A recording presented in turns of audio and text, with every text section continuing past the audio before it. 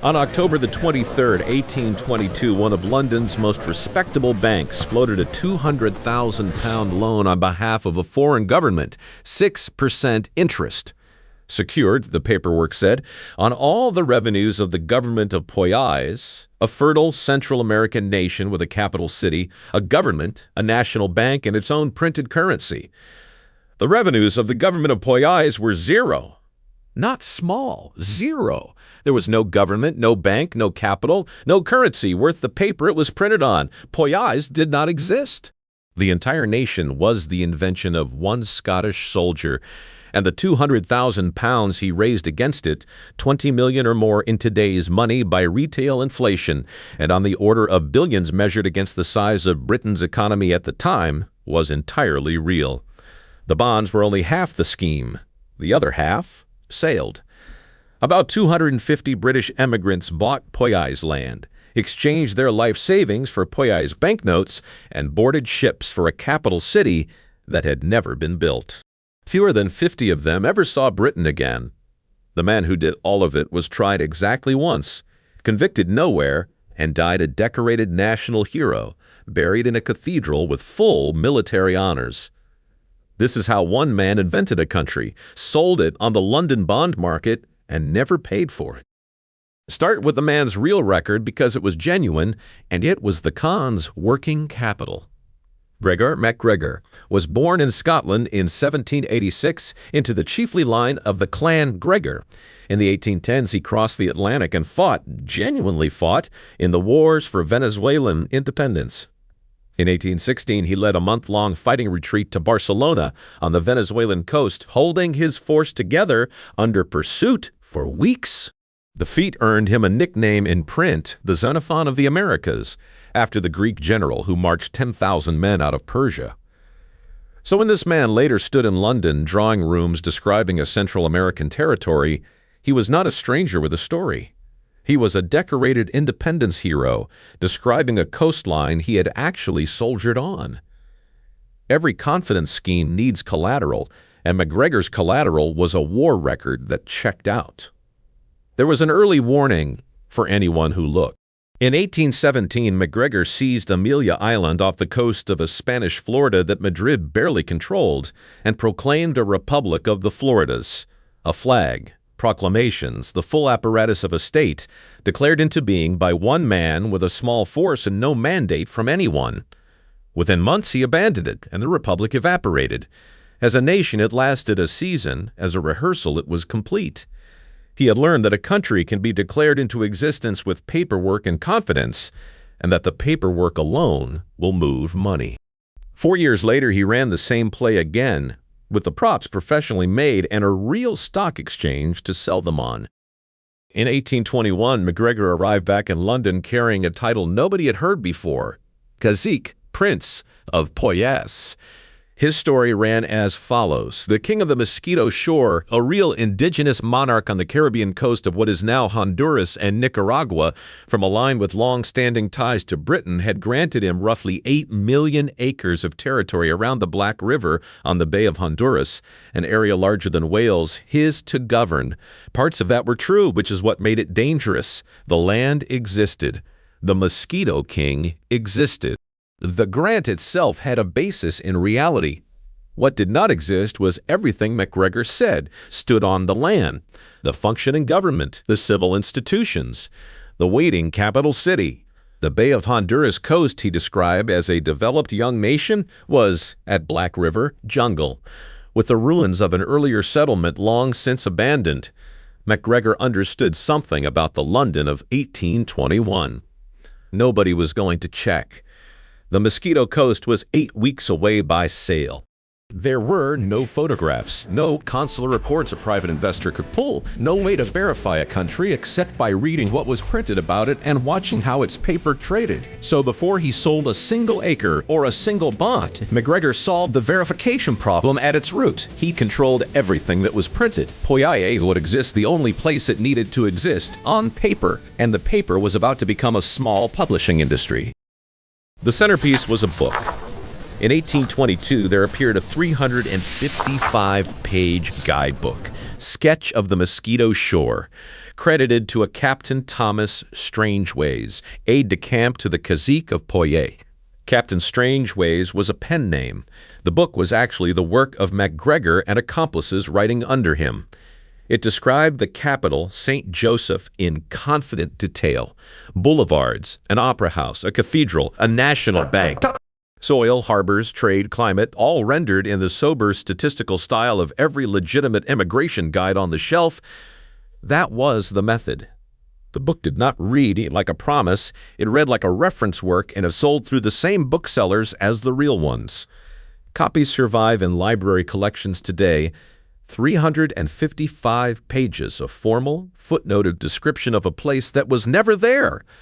Around the book, MacGregor built the full retail apparatus of a state.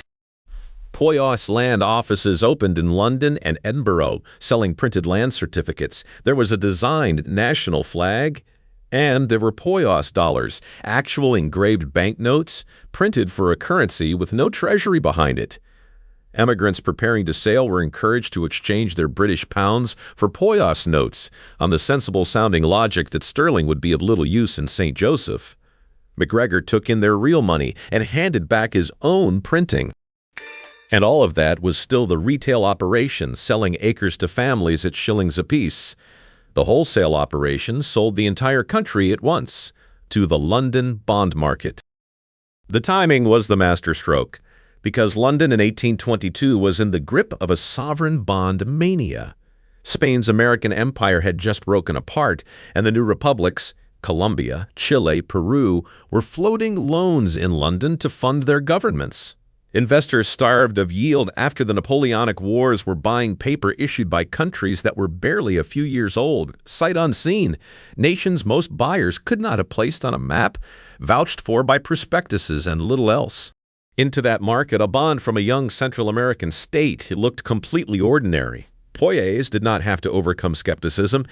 It simply slotted in beside its legitimate neighbors, a fake country's paper trading alongside real ones on the same exchange through the same channels, quoted in the same lists. On October the 23rd, 1822, the eminently respectable banking house of Sir John Paring, Shaw, Barber and Company floated the Poyais loan, £200,000 at 6% interest, secured on all the revenues of the Government of Poyais. The bonds were issued at 80% of face value. £80 bought £100 of Poyais debt, and investors could come in through scrip at 15% down, with installments due through 1823. £15 controlled a £100 bond. The leverage let modest savers in and widened the pool of victims accordingly. And by the time the loan floated in London, the first shipload of Poyais settlers was already at sea. They had left 5 weeks earlier. The Honduras packet cleared London in September 1822 with about 70 settlers aboard. In January 1823, the Kennersley Castle followed from Leith, the port of Edinburgh with about 200 more, many of them Scots, sold on a new start under a countryman prince. These were not desperate people. They were doctors, clerks, artisans, tradesmen, families with children and savings, the respectable middle of British life, emigrating to take up positions in a functioning young country. They had bought Poyais land at 2 to 4 shillings an acre at those prices. MacGregor's 8 million acres priced out at as much as 1.6 million pounds of sellable inventory. Some had purchased commissions and offices in the Poyais government. One man sailed as the appointed official shoemaker to the Princess of Poyais. They carried the guidebook. They carried land certificates for plots in and around St. Joseph. And they carried Poyais dollars. The banknotes they had been encouraged to take instead of their pounds, fresh from the printer, backed by nothing. In cash terms, most of them had already been robbed before their ships left the dock, the voyage only determined when they would find out. Ahead of them lay roughly 2 months of Atlantic sailing. At the end of it, according to the book and their luggage, lay a harbor, a working port, and the boulevards and spires of a capital city. What actually waited at the mouth of the Black River was the reason about 200 of them would never come home. The Honduras packet made the Mosquito Coast, and the settlers came ashore by ship's boat through the mangroves, looking for the port of St. Joseph. There was no port, there was no city, there was no Poyais. There was jungle to the waterline and the overgrown ruins of an earlier settlement, abandoned decades before. They worked the shoreline looking for anything matching the guidebook's harbor and found nothing because there was nothing. No officials met them because there were no officials. The government they had bought commissions in did not exist on this or any other shore. They did what people with no alternative do. They camped, tents and lean-tos on the riverbank, on the assumption that some mistake had been made, that ships and administrators would follow. Then the weather turned. The Honduras packet was blown off station by storms and never returned, taking with it their stores and their means of leaving. In the Castle's 200 arrived early in 1823. They found not a capital but a struggling camp, and the settlement's numbers roughly quadrupled just as the rainy season closed in. With the rains came malaria and yellow fever, and the camp began to die. The man appointed shoemaker to the Princess of Poyais, facing the truth of what he had sold everything for, shot himself. The survivors were saved by geography and luck. The nearest real colony was close enough to hear about them. Word of the dying camp reached British Honduras, modern Belize, and a schooner, the Mexican Eagle, worked the coast in relays from May 1823, carrying survivors off the Black River to Belize. Many were too weak from fever to be moved once the evacuation took months. The arithmetic from the period accounts of about 250 emigrants who sailed for Poyais, at least 180 died, men, women, and children. Fewer than 50 ever saw Britain again. The figures are period-sourced estimates. The proportions are not in dispute. Of the respectable solvent families who boarded at London and Leith, roughly 7 in 10 were dead within the year, and most of the rest scattered into the Caribbean and the Americas, too poor or too broken to sail home. Then came the detail that still defines the case. When survivors' accounts reached Britain, some of the rescued settlers signed public statements defending Gregor MacGregor, blaming his agents, the ship's captains, the weather, anyone and anything but the Cazique himself. Men who had buried their families at Black River put their names to documents excusing the man who had invented Black River's government. The story he had sold them was strong enough to survive the jungle that disproved it. The con outlived its own body count. It needed to, because its author was already running it again. By the time the survivors' statements were circulating, MacGregor was in Paris selling Poyais to France. MacGregor had slipped across the Channel in 1823 ahead of the worst of the news and set up the scheme a second time with French packaging, a company, the Compagnie de la Nouvelle Industrie, a new Poyais loan, and a fresh recruitment of French emigrants for the Black River. This time the machinery of state moved first. French authorities grew suspicious and intercepted the scheme before the emigrant ships could sail. The only Poyais expedition ever stopped in port. MacGregor was brought to trial for fraud in 1825 and 1826, the one time any court in any country ever tried him for Poyais. He was acquitted of the men in the dock. Only a single associate was convicted of anything. He returned to Britain where, remarkably, no charges waited. The bondholders' losses were tangled into the general wreckage of the Latin American loans. The dead settlers had no advocate withstanding, and MacGregor kept going. Through the late 1820s and into the 1830s, still styling himself Cazique of Poyais, he floated further smaller Poyais loans on the London market, reduced versions of the original sold to whoever had not read the newspapers. The country that had already killed most of its settlers remained, on paper, a going concern for the better part of 2 decades. Gregor MacGregor was never convicted of anything, anywhere in his life. Which leaves the final question of every fraud: where did the money go? And what did the people who paid it ever get back? The investor's answer arrived in 1825, and it arrived for everyone at once. That year, the great Latin American bond bubble burst. The new republics began defaulting on the loans London had showered on them, and the panic that followed, remembered as the first modern financial crisis, the crash that pushed the Bank of England toward its modern role as lender of last resort, swept real and fake sovereigns into the same pit. Colombia, Peru, Chile defaulted. Poyais simply defaulted alongside them. One more line of dead paper in a market suddenly full of it. The crash even did MacGregor a final favor, with genuine national bonds going to zero across the board. A fake nation's default no longer stood out.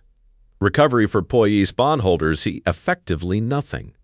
The full ledger of the scheme, then, £200,000 raised in bonds, 20 million or more today by retail inflation, billions as a share of the economy that lent it. Land certificates sold at 2 to 4 shillings the acre for plots in a city that was never built. The life savings of about 250 emigrants exchanged for engraved banknotes, redeemable nowhere on earth. Total documented recovery across every class of victim, effectively nothing. Against all of that, at least 180 dead, fewer than 50 ever home, and not one conviction. And MacGregor's own ending is the strangest number in the file. In 1838, widowed, he sailed for Venezuela and applied for reinstatement on the strength of his independent service. Venezuela said yes, restored to the rank of general with back pay and a pension. He died in Caracas in December 1845 and was buried with full military honors in Caracas Cathedral, a state funeral for the inventor of Poyais.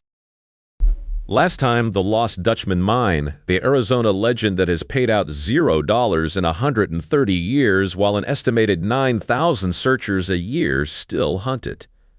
The scheme worked because every piece of it was a faithful copy of something legitimate, a war hero's title, earned in a real war, a guidebook in the standard format, sold through standard booksellers, banknotes from a real engraver, land certificates in proper legal form, and a loan floated by a respectable bank on standard terms into a market already buying bonds from countries nobody had seen.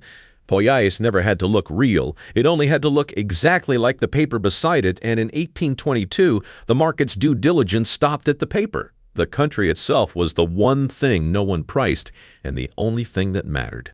The final accounting, one invented nation, one trial, one acquittal, and a cathedral burial with military honors for the man who signed it all. Next time. 1872, two weathered prospectors walk into a San Francisco bank with a sack of uncut diamonds and refuse to say where they found them. Within months, the sharpest money on the West Coast, bankers, generals, the founder of Tiffany's, has bought into a secret diamond field, and a $10 million company is born. It takes one government geologist, a magnifying glass, and a single train ride into the desert to bring the whole thing down.